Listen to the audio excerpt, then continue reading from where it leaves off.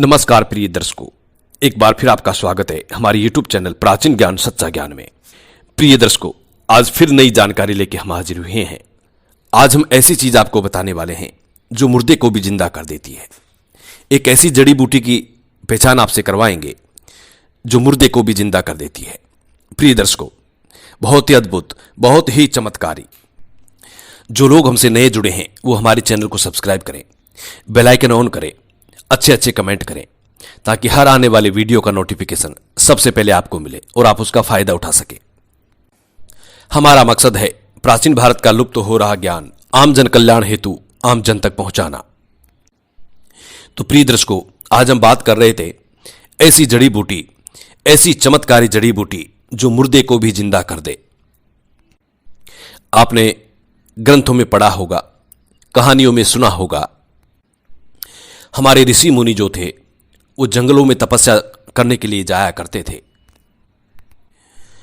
उन लोगों की आयु बहुत लंबी हुआ करती थी, वो चिरंजीवी हुआ करते थे। वो लोग इन्हीं जड़ी बूटियों का सेवन किया करते थे। हमने कहानियों में ऐसा भी सुना है कि कभी बार कोई साधु गांव में आया और उसने किसी मुर्दे को जिंदा कर दिया।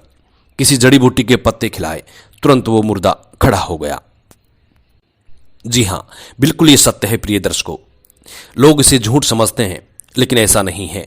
हजारों वर्ष पहले ऐसा होता था, क्योंकि हजारों वर्ष पहले जड़ी बूटियों का बहुत प्रचलित था। उस जमाने में एलोपैथिक, होम्योपैथिक ये दवाइयां नहीं थी, हॉस्पिटल नहीं थे, सिर्फ वैद्य हुआ करते थे, राजवैद्य हुआ करते थे, जिनको आयुर्वेद का, जड़ी बूटियों का इतना ज्ञान था कि हम सोच नहीं सकते। जी प्रिय दर्शकों, आज हम आपको बताएंगे एक ऐसी जड़ी बूटी जो मुर्दे को भी जिंदा कर देती है। प्रिय दर्शकों, इस जड़ी बूटी को नाग केतु भी कहते हैं, नागवल्ली भी कहते हैं। इस जड़ी बूटी में बहुत मात्रा में पारा होता है, बहुत ही ज्यादा मात्रा में इस बूटी में पारा पाया जाता है। यदि इस बूटी को हाथों में पकड़ के यदि आप इसको रगड़ेंगे तो धीरे धीरे इसका पारा निकलना शुरू हो जाएगा। यह पारा चमकीला, शुद्ध और कायम होता है। प्रिय दर्शकों, यह जड़ी बूटी बहुत चमत्कारी है, बहुत ही चमत्कारी है। आपने सुना होगा, देखा होगा कि जब सर्प के कैंचुली आती है, सांप के जब कैंचुली आती है तो वो अंधा हो जाता है, और जब वो अंधा हो जाता है तो वो ये चाहता है कि उसकी कैंचुली किसी भी तरीके से निकले ताकि उसको फिर से दिखने लगे, फिर से उसका रूपांतरण हो।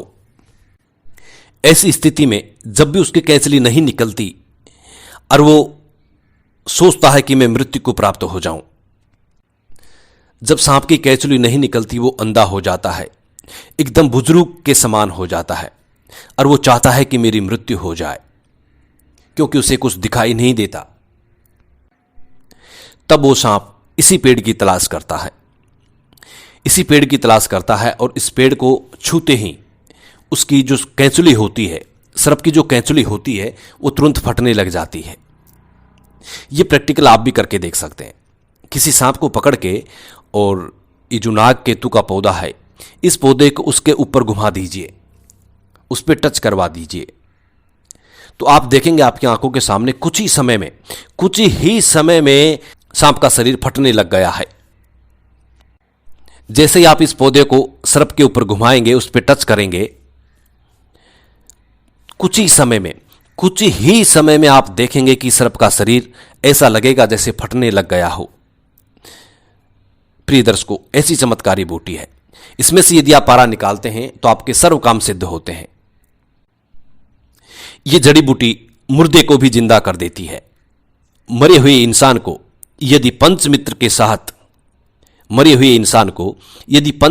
साथ इस जड़ी बूटी की कुछ बूंदें मिलाकर के पिला दी जाए तो वो तुरंत जिंदा हो जाता है।